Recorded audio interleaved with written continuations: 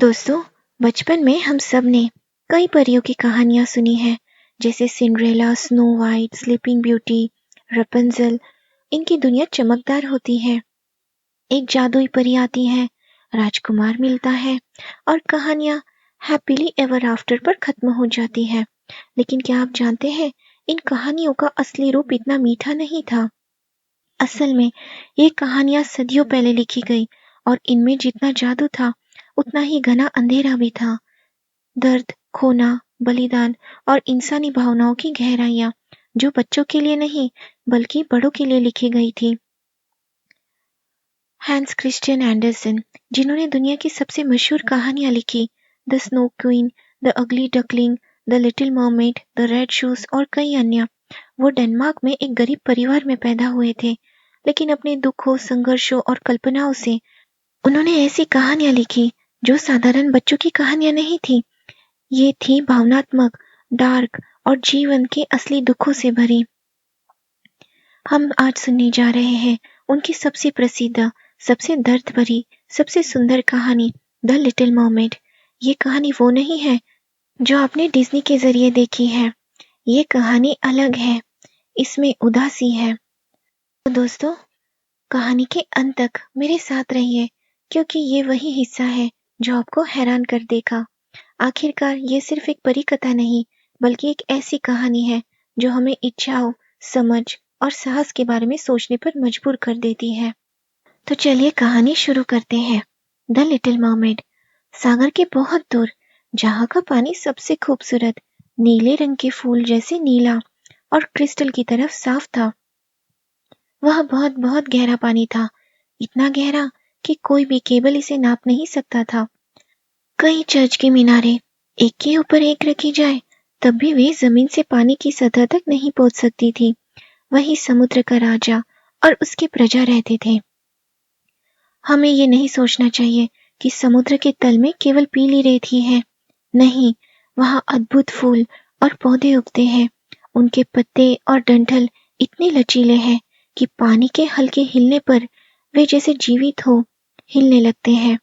छोटी छोटी मछलियां उनके बीच तैरती हैं, जैसे जमीन पर पेड़ों में पक्षी उड़ते हैं।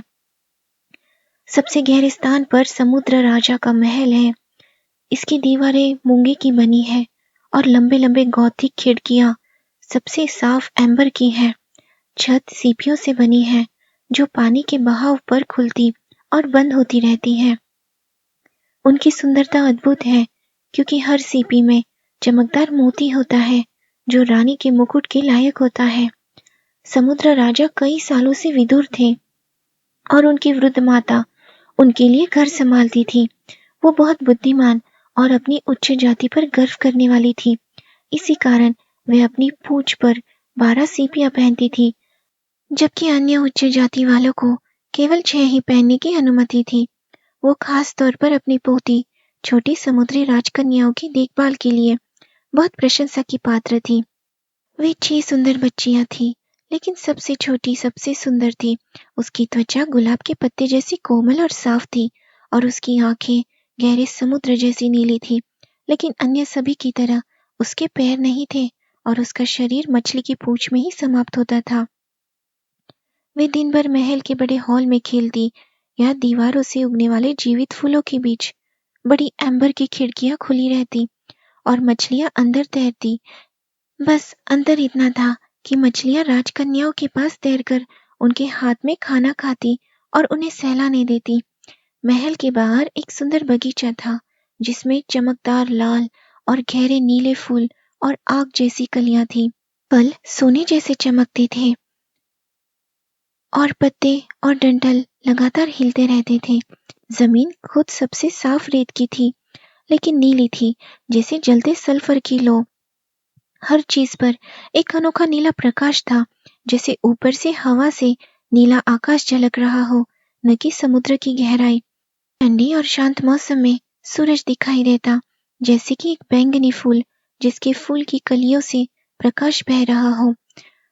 हर राजकुमारी के पास बगीचे में छोटा हिस्सा था, जहां वो अपनी इच्छा से खुदाई और पौधे लगा सकती थी। एक ने अपने फूलों का बिस्तर वेल के आकार में बनाया, दूसरी ने इसे छोटी मर्मेड के आकार में किया, लेकिन सबसे छोटी ने इसे सूर्य के आकार में बनाया और उसमें सूर्य की लाल किरणों जैसे फूल लगाए।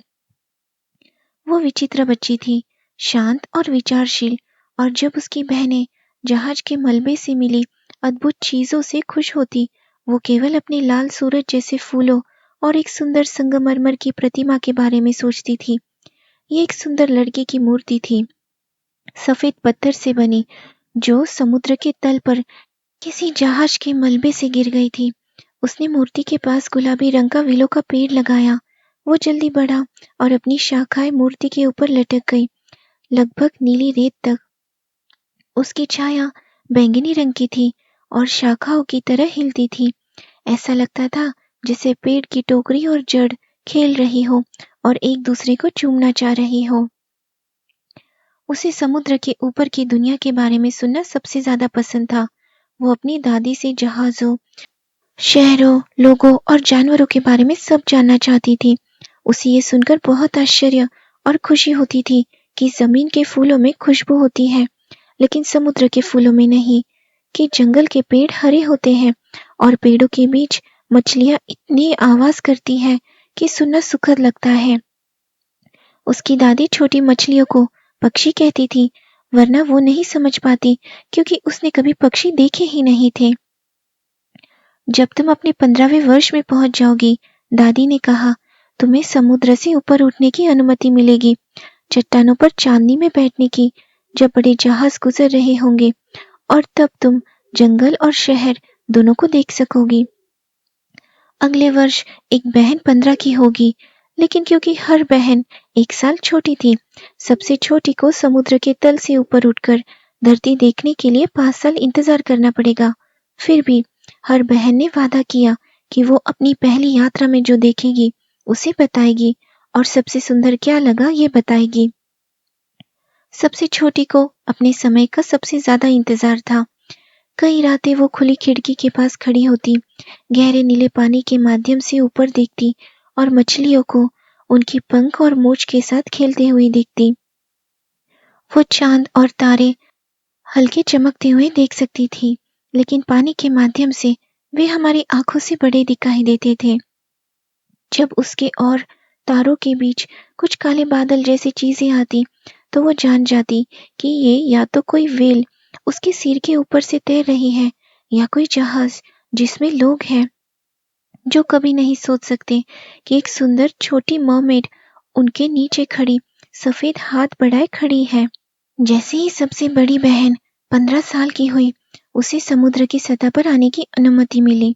जब वो वापस आई तो उसके पास बताने के लिए सैकड़ों बातें थी, लेकिन सबसे सुंदर उसने ये बताई कि चांदनी में शांत समुद्र के पास रेत के किनारे लेटना और पास के बड़े शहर को देखना जहां रोशनी सैकड़ों तारों जैसी चमक रही हो, सबसे सुंदर अनुभव था।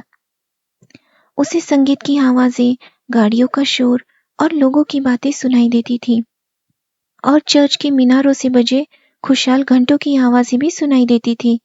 लेकिन चूंकि वो उन सभी अद्भुत चीजों के पास नहीं जा सकती थी, इसीलिए उसकी चाह और बढ़ गई, और सबसे छोटी बहन बहुत उत्सुकता से इन सभी वर्णनों को सुनती थी। बाद में जब वो खुली खिड़की के पास खड़ी होती और गहरे नीले पानी के पार देखती, तो वो बड़े शहर और उसकी हलचल और शोर के बारे में सोचती, और उसे ऐसा लगता कि वो चर्च की घंटियों की आवाज भी समुद्र की गहराई में सुन सकती है। अगले साल दूसरी बहन को पानी की सतह पर आने और जहां चाहे तैरने की अनुमति मिली। वो बिल्कुल सूरज के डूबते समय ऊपर आई और उसने कहा कि ये सबसे सुंदर दृश्य था। पूरा आसमान सोने जैसे दिखाई दे रहा था, और बैंगनी और गुलाबी रंग के बादल, जिन्हें वो वर्णन नहीं कर सकती थी, उसके ऊपर तैर रहे थे। बादलों की तुलना में तेजी से एक बड़ी बतखों का झुंड सूरज की ओर उड़ रहा था, और जो समुद्र में लंबी सफेद चादर जैसे लग रहे थे, वो भी सूरज की ओर तैर गई। लेकिन सूरज लहरों में डूब गया और बादलों और समुद्र के गुलाबी रंग फीके पड़ गए। तीसरी बहन की बारी आई। वो सबसे साहसी थी और एक चौड़ी नदी की ओर तैर गई जो समुद्र में मिलती थी। किनारे पर उसने हरे भरे पहाड़ देखे, सुंदर बेलों से ढके हुए महल और किले जंगल के ऊंचे पेड़ों के बीच झांक रहे थे। उसने पक्षियों की चहक सुनी और सूरज की किरणें इतनी तेज थी कि उसे अपने जलते चेहरे को ठंडा करने के लिए कई बार पानी के नीचे गोता लगाना पड़ा। एक संकरी नहर में उसने कई नंगे छोटे बच्चों को पानी में खेलते हुए देखा। वो उनके साथ खेलना चाहती थी, लेकिन वे डरकर भाग गए। फिर एक छोटा काला जानवर पानी में आया। वो कुत्ता था, लेकिन उसे पता नहीं था क्योंकि उसने कभी पहले देखा ही नहीं था। वो जानवर इतनी जोर से भौंका कि छोटी बहन डर गई और समुद्र की ओर भाग गई। फिर भी उसने कहा कि वो सुंदर जंगल, हरे पहाड़ और छोटे बच्चों को कभी नहीं भूलेगी। चौथी बहन अधिक डरपोक थी। वो समुद्र के बीच ही रही, लेकिन उसने कहा कि वहां भी उतना ही सुंदर है जितना किनारे के पास। वो कई मील दूर तक देख सकती थी और ऊपर का आसमान कांच की घाटी जैसा लग रहा था। उसने जहाज देखे, लेकिन इतनी दूर कि वो समुद्री गीदड़ जैसे दिख रहे थे। डॉल्फिन लहरों में खेल रही थी और बड़ी व्हेल अपनी नासिकाओं से पानी उछाल रही थी, जैसे हर दिशा में सैकड़ों फव्वारे खेल रहे हों। पांचवी बहन का जन्मदिन सर्दियों में आया। जब उसकी बारी आई तो उसने वो देखा जो अन्य बहनों ने पहली बार नहीं देखा था। समुद्र पूरी तरह हरा लग रहा था और बड़े बड़े हिमखंड तैर रहे थे। हर एक मोती जैसा चमक रहा था, लेकिन मानव द्वारा बनाए गए चर्चों से बड़ा और ऊंचा। वे बहुत अजीब आकार के थे और हीरो की तरह चमक रहे थे। वो सबसे बड़े हिमखंड पर बैठ गई और हवा उसके लंबे बालों के साथ खेल रही थी। उसने देखा कि सभी जहाज तेजी से गुजर रहे थे और हिमखंड से दूर जा रहे थे, जैसे डर के मारे। शाम के समय काले बादल आसमान को ढक गए, गरज हुई और बिजली चमकी। हिमखंड समुद्र की लहरों पर झूल रहे थे और लाल प्रकाश उनमें चमक रहा था। सभी जहाज के पाल डर और कांपते हुए झुके हुए थे, जबकि वो शांति से तैरते हिमखंड पर बैठकर नीली बिजली को देख रही थी। जब बहनों को पहली बार सतह पर आने की अनुमति मिली तो वे नए और सुंदर दृश्य को देखकर बहुत खुश थी।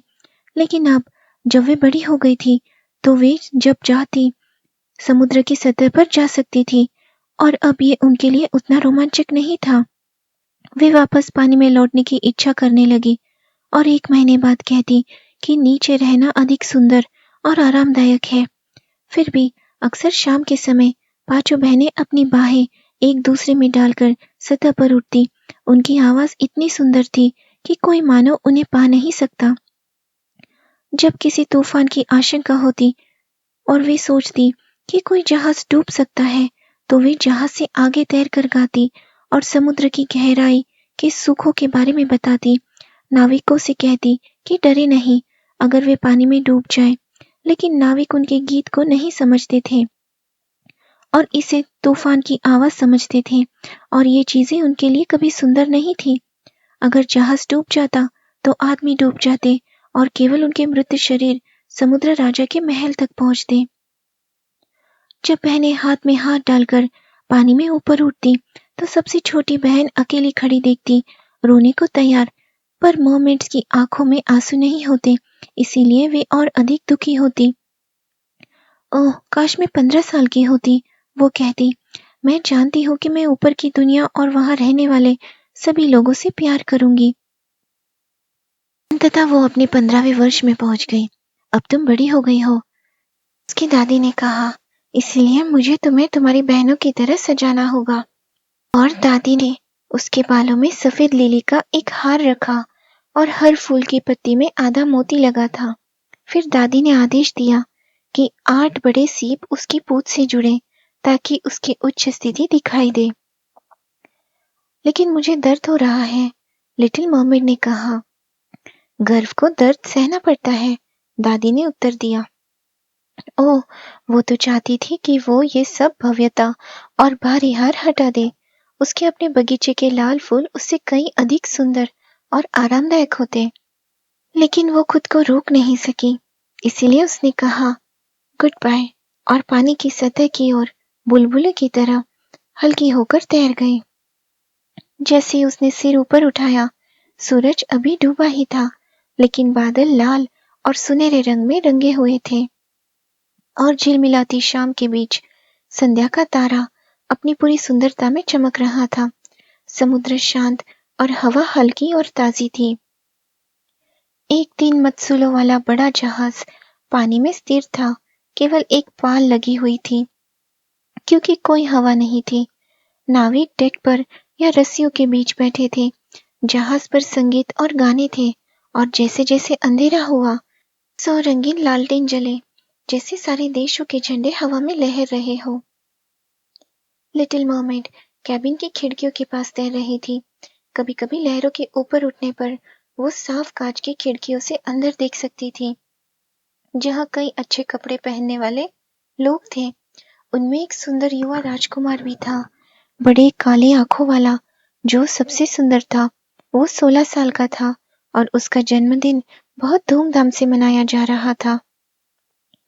नाविक डेक पर नाच रहे थे, लेकिन जब राजकुमार कैबिन से बाहर आया तो 100 से अधिक पटाखे हवा में फटे और पूरा दृश्य दिन जैसा चमक उठा। लिटिल मरमेड इतनी चौंकी कि वो पानी में गोता लगा गई। जब उसने फिर सिर ऊपर उठाया तो ऐसा लगा जैसे सारे आकाश के तारे उसके चारों ओर गिर रहे हो। उसने पहले कभी इतनी शानदार आतिशबाजी नहीं देखी थी। बड़े सूरज जैसी आतिशबाजियां चारों ओर फूट रही थी। शानदार जुगनू नीली हवा में उड़ रहे थे और सब कुछ शांत समुद्र में परिलक्षित हो रहा था। जहाज खुद इतनी रोशनी में था कि सभी लोग और यहाँ तक कि सबसे छोटी रस्सी भी साफ दिखाई दे रही थी। राजकुमार कितना सुंदर लग रहा था जब वो सभी से हाथ मिलाकर मुस्कुरा रहा था, और संगीत पूरे शांत रात के वातावरण में गूंज रहा था। बहुत देर हो चुकी थी, फिर भी लिटिल मरमेड अपनी नजरें जहाज और सुंदर राजकुमार से नहीं हटा पा रही थी। लालटेन बुझ गए, कोई पटाखा नहीं फटा और तोपों की आवाज बंद हो गई, लेकिन समुद्र बेचैन हो गया और लहरों के नीचे कराने की और गुर्राने की आवाज सुनाई दी। फिर भी लिटिल मरमेड कैबिन की खिड़की के पास रही, पानी पर झूलती हुई। थोड़ी देर बाद जहाज के पाल तेजी से खोले गए और महान जहाज अपने मार्ग पर आगे बढ़ा, लेकिन जल्दी लहरें ऊंची उठी। काले बादल आसमान को ढक गए और दूर बिजली चमकी। एक भयानक तूफान आ रहा था। पाल फिर झुके और बड़ा जहाज उग्र समुद्र में उड़ता हुआ आगे बढ़ा।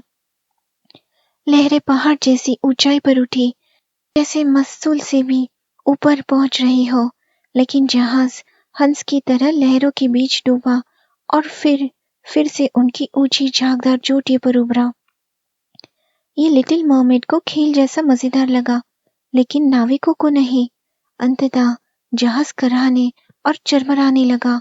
मोटी तख्तियां समुद्र की लहरों में टूट रही थी। मुख्य मस्तूल टूट गया, जहाज अपने बगल पर गिर गया और पानी अंदर घुस गया। लिटिल मरमेड ने देखा कि सभी नाविक खतरे में थे।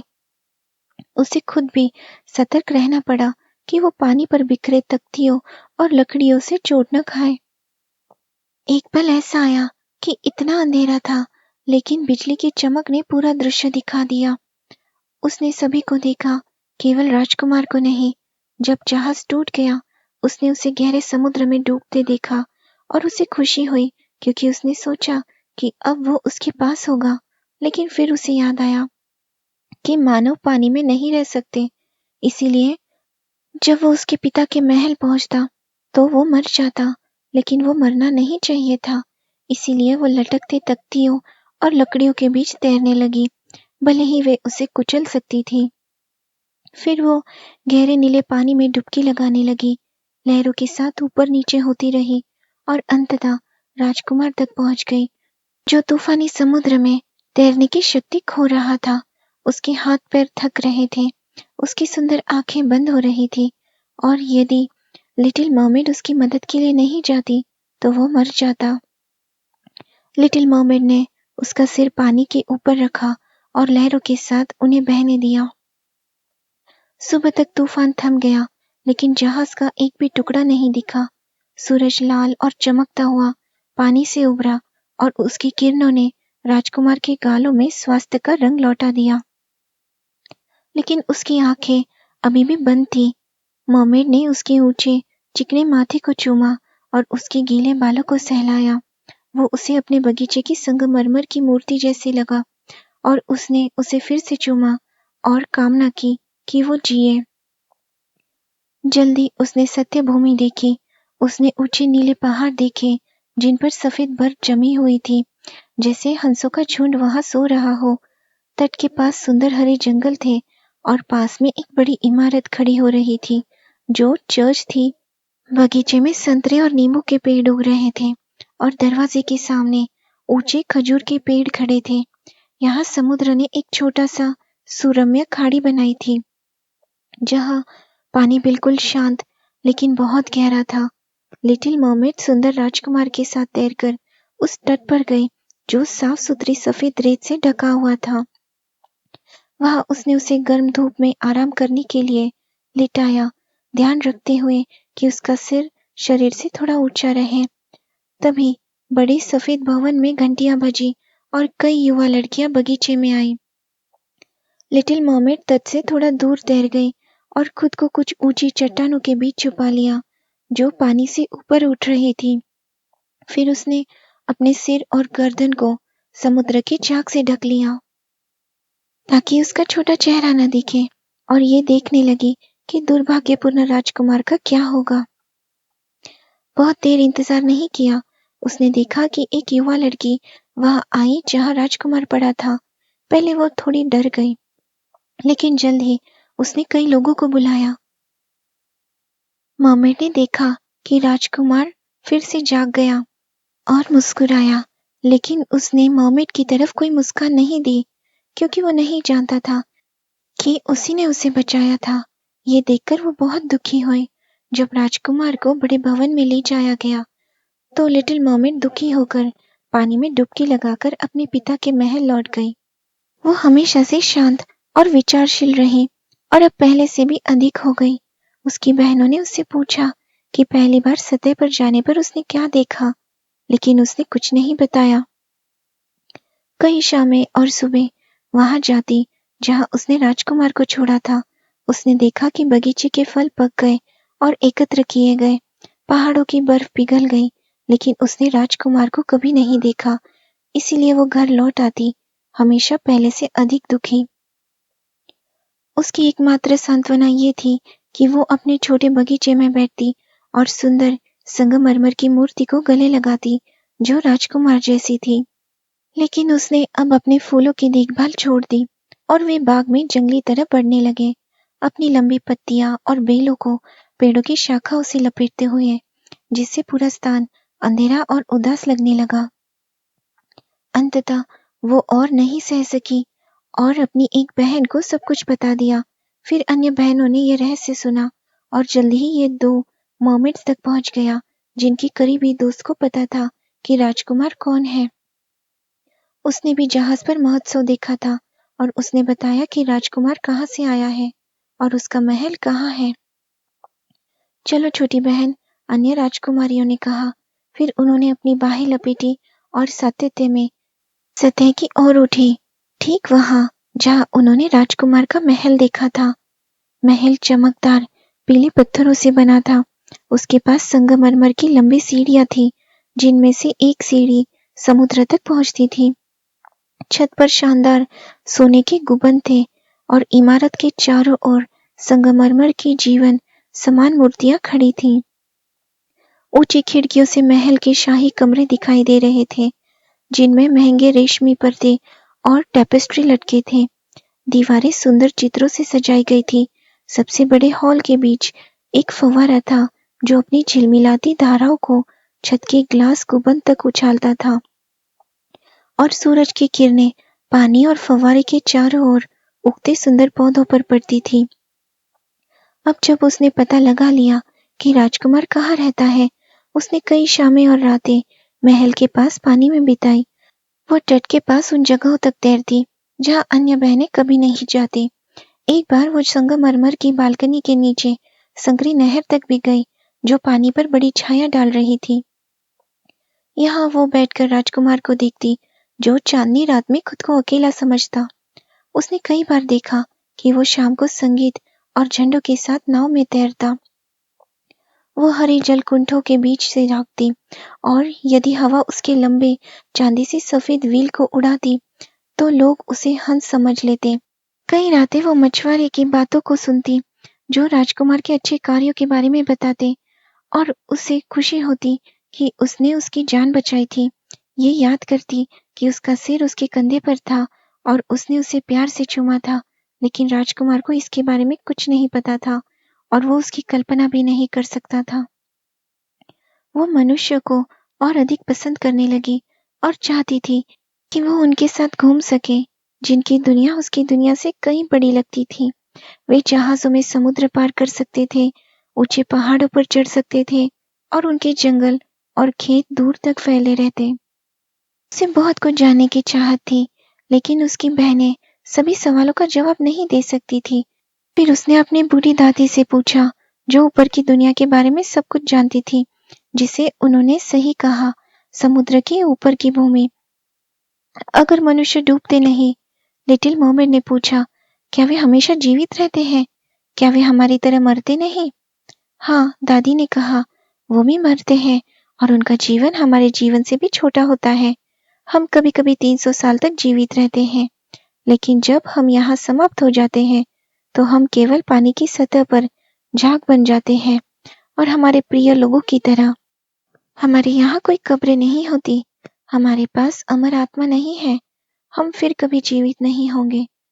लेकिन जैसे समुद्री शैवाल एक बार कट जाने के बाद फिर कभी नहीं बढ़ता, वैसे ही मनुष्य के पास आत्मा होती है, जो हमेशा जीवित रहती है और शरीर धूल में बदलने के बाद भी जीवित रहता है। वो साफ शुद्ध हवा के माध्यम से चमकते सितारों के ऊपर उड़ती है। जैसे हम पानी से उठकर पृथ्वी को देखते हैं, वैसे ही वे अज्ञात और शानदार क्षेत्रों में उड़ते हैं, जिन्हें हम कभी नहीं देख सकते।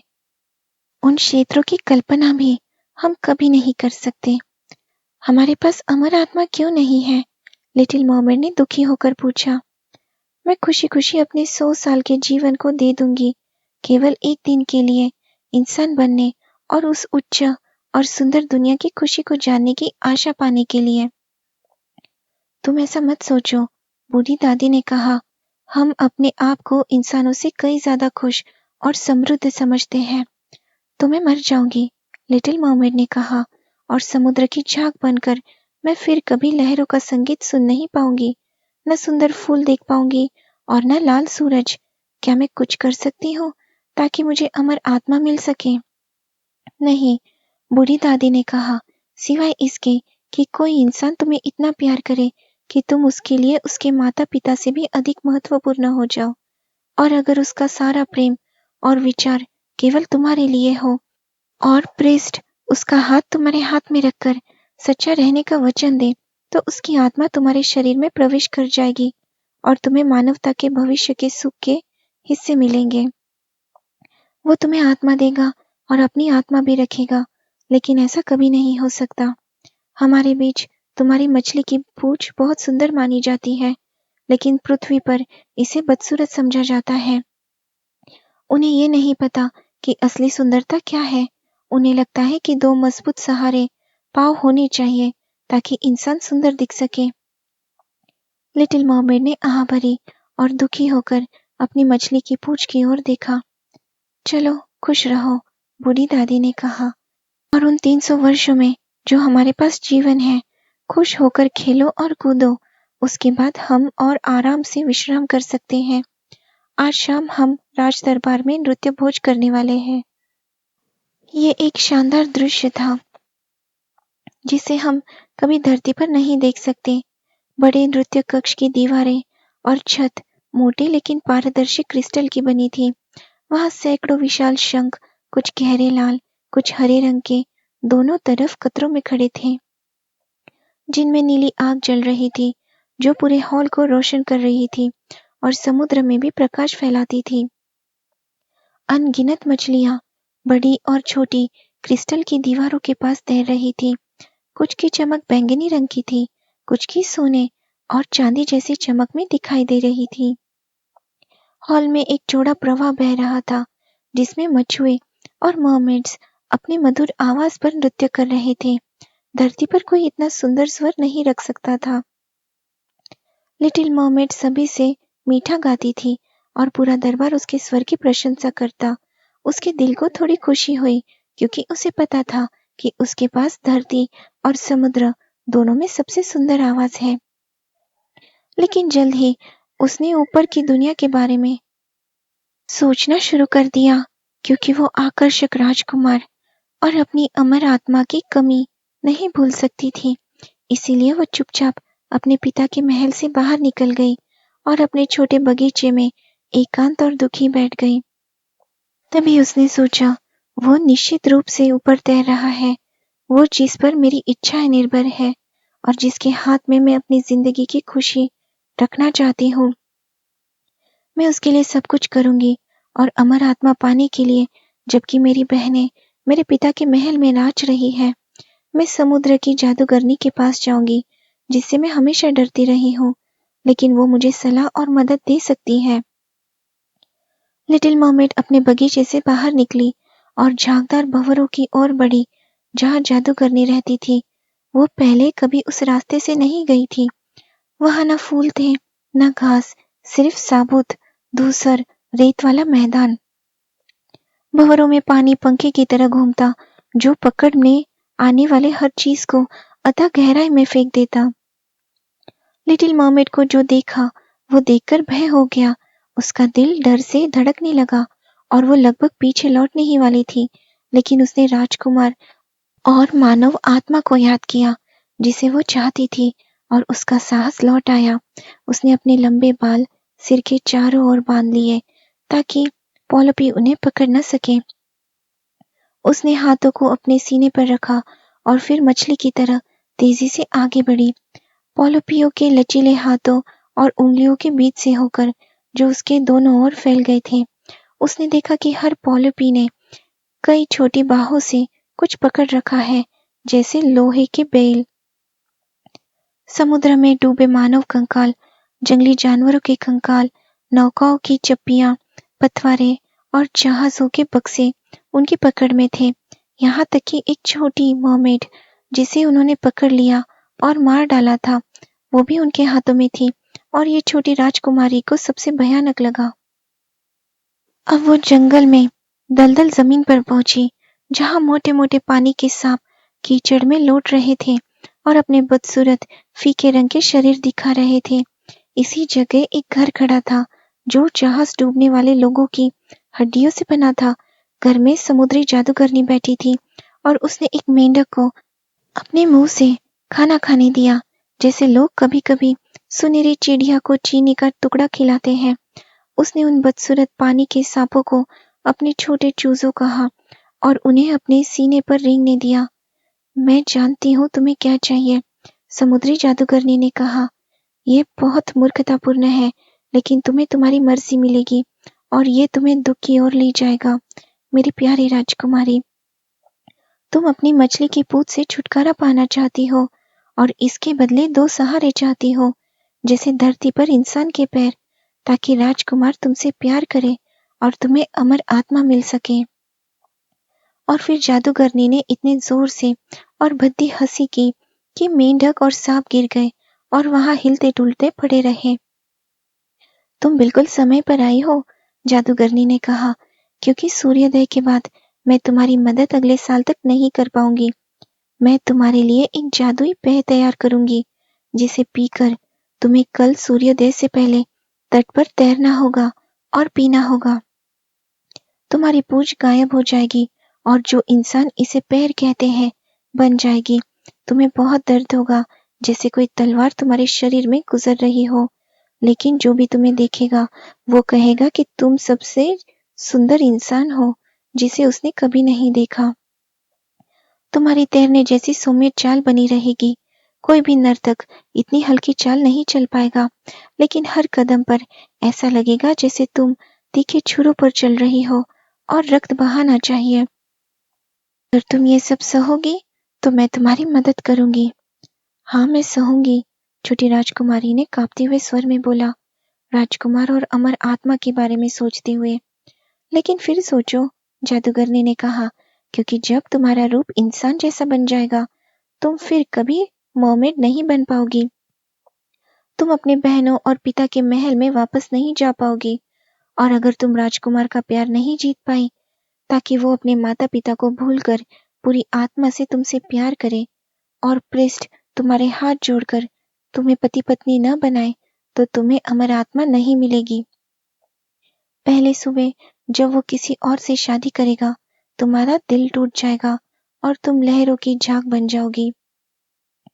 मैं ये सब सहने को तैयार हूँ, लिटिल मर्मेड ने कहा, और वो मृत्यु जैसी पीली हो गई। लेकिन मुझे भी भुगतान चाहिए, जादूगरनी ने कहा, और ये कोई मामूली बात नहीं है। तुम्हारी आवाज यहाँ समुद्र की गहराई में सबसे मधुर है, और तुम सोचती हो कि इसका उपयोग करके राजकुमार को आकर्षित कर सकोगी। लेकिन ये आवाज मुझे देनी होगी। जो सबसे अच्छा तुम्हारे पास है, वो मैं चाहती हूँ। इसमें मेरा रक्त मिलाना होगा, ताकि ये दोधारी तलवार जैसी तेज हो जाए। लेकिन अगर तुम मेरी आवाज ले लो, लिटिल मर्मेड ने कहा, तो मेरे पास क्या बचेगा?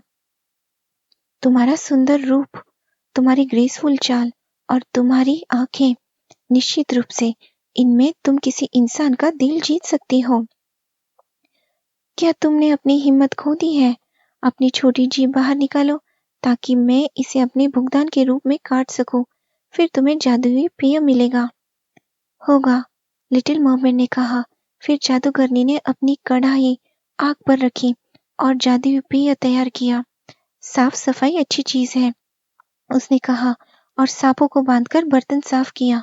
फिर उसने अपने सीने में छुरा भोंक दिया और उसका काला रक्त कढ़ाई में गिरा। जो भाप उठी, वो इतनी भयानक आकृतियों में बदल गई कि कोई भी डर के बिना उसे नहीं देख सकता था। हर पल जादूगरनी कुछ न कुछ डालती रही, और जब ये उबलने लगा तो आवाज मगरमच्छ जैसी रोने लगी। आखिरकार जादुई पेय तैयार हो गया, और ये सबसे साफ पानी जैसे दिखाई दिया। ये लो तुम्हारे लिए, जादूगरनी ने कहा। फिर उसने लिटिल मर्मेड की जीभ काट दी, ताकि वो मुक हो जाए और अब कभी बात या गाना नहीं गा सकेगी। अगर लौटते समय पॉलोपी पकड़ ले, जादूगरनी ने कहा, तो उस पर कुछ बूंदे डाल देना और उसकी उंगलियां 1000 टुकड़ों में कट जाएगी। लेकिन लिटिल मर्मेड को ये करने की जरूरत नहीं पड़ी, क्योंकि पॉलोपी डर कर पीछे हट गई जब उन्होंने देखा कि जादुई पेय उसके हाथ में चमक रहा है, जैसे कोई टिमटिमाता सितारा। उसने जंगल, दलदल जमीन और घूमते हुए भंवरों के बीच से जल्दी जल्दी अपना रास्ता लिया। उसने देखा कि उसके पिता के महल में बॉल रूम की मशालें बुझ गई थी और सभी लोग सो रहे थे, लेकिन वो उनके पास जाने की हिम्मत नहीं कर सकी, क्योंकि अब वो मुक्त थी और हमेशा के लिए उन्हें छोड़ने वाली थी। उसे ऐसा लग रहा था जैसे उसका दिल टूट जाएगा। वो बाग में चोरी चुपके गई, अपने हर बहन के फूलों के बिस्तर से एक एक फूल उठाया, महल की ओर अपने हाथ को 1000 बार चूमा, और फिर गहरे नीले पानी में ऊपर उठ गई। जब वो राजकुमार के महल की तरफ पहुंची, तब सूरज नहीं उगा था, और उसने सुंदर संगमरमर के सीढ़ियों के पास पहुंचकर जादुई पेय पी लिया। ऐसा लगा जैसे दोधारी तलवार उसके नाजुक शरीर से गुजर रही हो।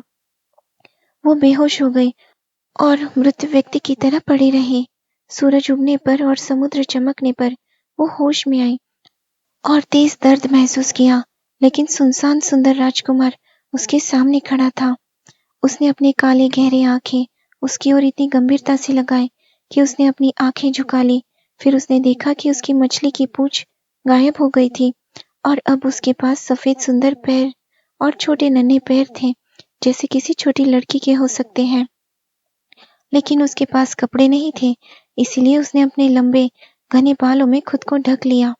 राजकुमार ने उससे पूछा कि वो कौन है और कहाँ से आई है। उसने उसे धीरे और दुखी दृष्टि से देखा, लेकिन वो बोल नहीं सकी। जादूगरनी की बात के अनुसार हर कदम उसे सुई या तीखे छुरों जैसा लगा, लेकिन उसने इसे सहर्ष सह लिया और राजकुमार के बगल में बुलबुल की तरह हल्के कदमों में चली, जिससे राजकुमार और सभी लोग उसके सौम्य और झूलते हुए हिलने डुलने पर आकर्षित रह गए। बहुत जल्द ही उसे कीमती रेशमी और मसलिन के वस्त्र पहनाए गए और वो महल में सबसे सुंदर जीव बन गई। लेकिन वो मूक थी और ना बोल सकती थी और ना गा सकती थी। सुंदर महिला दासियां जो सिल्क और सोने में सजी थी, राजकुमार और उसके माता पिता के सामने गायन करने लगी। उनमें से एक सबसे अच्छा गा रही थी और राजकुमार ने ताली बजाई और मुस्कुराया। ये लिटिल मर्मेड के लिए बहुत दुख की बात थी। वो जानती थी वो खुद कितना मधुर गा सकती थी और उसने सोचा, काश ये जान पाता मैंने अपनी आवाज हमेशा के लिए दे दी, केवल उसके पास रहने के लिए। फिर दासियों ने कुछ सुंदर परी जैसे नृत्य प्रस्तुत किए, सुंदर संगीत की धुन पर। फिर लिटिल मर्मेड ने अपने सफेद सुंदर हाथ उठाए और पैर की उंगलियों पर खड़ी हुई और फर्श पर नाचने लगी जैसे किसी ने पहले कभी नाच नहीं देखा हो। हर पल उसके सौंदर्य और अभिव्यक्ति और अधिक प्रकट होती गई और उसकी गहरी आंखें सबके दिल को और भी सीधे छू रही थी। दासियों के गाने से ज्यादा सब लोग मंत्रमुग्ध हो गए, खासकर राजकुमार, जिसने उसे अपनी छोटी मिली हुई बच्ची कहा और उसने राजकुमार को खुश करने के लिए फिर से नृत्य किया। हालांकि हर कदम पर ऐसा लग रहा था जैसे वो तीखे छुरों पर चल रही हो। राजकुमार ने कहा कि वो हमेशा उसके साथ रहे और उसे दरवाजे के पास सोने की अनुमति दे। एक मखमली तकिए पर उसने उसके लिए पेश का वस्त्र बनाया ताकि वो सवारी के दौरान उसके साथ जा सके। वे सुगंधित जंगलों में साथ साथ घुसे जहाँ हरे हरे पत्ते उनके कंधों को छू रहे थे और छोटे पक्षी गा रहे थे। उसने राजकुमार के साथ ऊंचे पहाड़ों की चोटी तक चढ़ाई की और भले ही उसके नाजुक पैरों से खून बह रहा था, उसने सिर्फ हंसी और उसका पीछा किया जब तक कि वो बादलों के नीचे जमीन नहीं देख पाए जो दूर के देशों में जाने वाले पक्षियों के झुंड जैसे लग रही थी। राजकुमार के महल में जब सभी सो रहे थे, वो विस्तृत संगमरमर की सीढ़ियों पर बैठती थी क्योंकि इससे उसके जलते पैरों को ठंडे समुद्र के पानी में आराम मिलता था। और फिर वो नीचे गहराई में सबके बारे में सोचती थी। एक रात उसकी बहनें हाथ में हाथ डालकर पानी पर तैरते हुए दुखी गीत गा रही थी। उसने उन्हें इशारा किया और जब उन्होंने उसे पहचान लिया और कहा कि उसने उन्हें कितना दुखी किया, उसके बाद वे हर रात उसी जगह आती रही। एक बार उसने दूर से अपनी बुजुर्ग दादी को देखा जो कई सालों से समुद्र की सतह पर नहीं दिखी थी और पुराने समुद्र राजा, उसके पिता, अपने सिर पर ताज लगाए हुए। उन्होंने अपने हाथ उसकी ओर बढ़ाए लेकिन वे जमीन के पास बहनों जितना पास नहीं आए। जैसे जैसे दिन बीतते गए वो राजकुमार को और ज्यादा पसंद करने लगी और वो उसे एक छोटे बच्चे की तरह प्यार करता, लेकिन उसके मन में कभी ये विचार नहीं आया कि वो उसे अपनी पत्नी बनाए। फिर भी जब तक वो उससे विवाह नहीं करती वो अमर आत्मा प्राप्त नहीं कर सकती थी और जब वो किसी और से शादी करेगा, अगले दिन सुबह वो समुद्र के झाग में बदल जाएगी। क्या तुम मुझसे सबसे ज्यादा प्यार नहीं करते? लिटिल मर्मेड की आंखें ऐसी कहती जब वो उसे अपने बाहों में लेता और उसके माथे पर चूमता। हाँ, तुम मेरे लिए प्यारी हो, राजकुमार ने कहा। तुम्हारा दिल सबसे अच्छा है और तुम मुझसे अधिक समर्पित हो। तुम उस छोटी लड़की जैसी हो जिसे मैंने कभी देखा था लेकिन जिसे मैं कभी नहीं मिल पाऊंगा।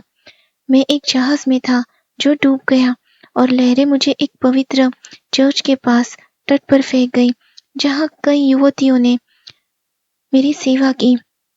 उनमें सबसे छोटी लड़की ने मुझे तट पर पाया और मेरी जान बचाई। मैंने उसे सिर्फ 2 बार देखा और वो दुनिया में एकमात्र व्यक्ति है जिससे मैं प्यार कर सकता था, लेकिन तुम उसके जैसी हो और तुमने उसकी छवि को मेरे मन में लगभग भुला दिया। वो चर्च की तरह है और मेरी सौभाग्यशाली किस्मत में तुम्हें उसके स्थान पर मुझे भेजा और हम कभी अलग नहीं होंगे। ओह, वो नहीं जानता कि मैंने ही उसकी जान बचाई थी, लिटिल मर्मेड ने सोचा। मैंने उसे समुद्र के पार उस जंगल तक पहुंचाया जहाँ चर्च खड़ा है।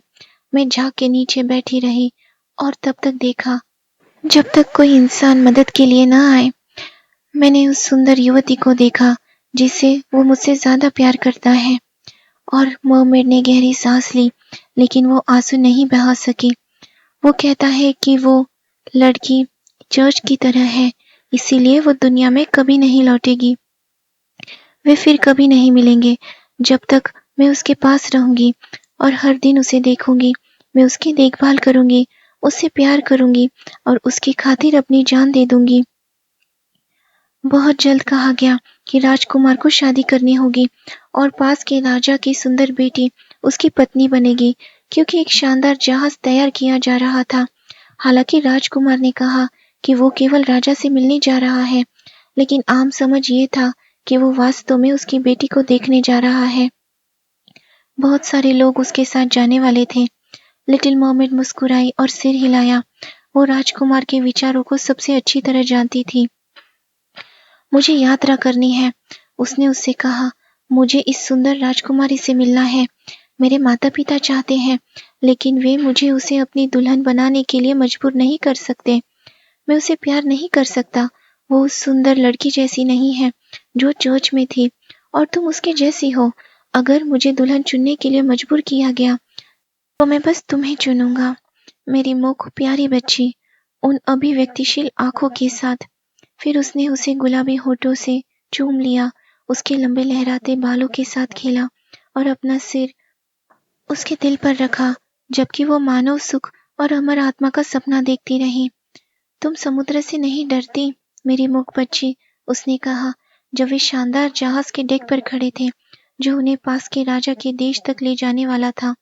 और फिर उसने उसे तूफान और शांति, गहरे समुद्र की अजीब मछलियों और गहरे में डाइवर्स ने जो देखा उसके बारे में बताया, और वो उसकी कहानियों पर मुस्कुराई, क्योंकि वो जानती थी कि समुद्र की गहराई में क्या क्या चमत्कार है।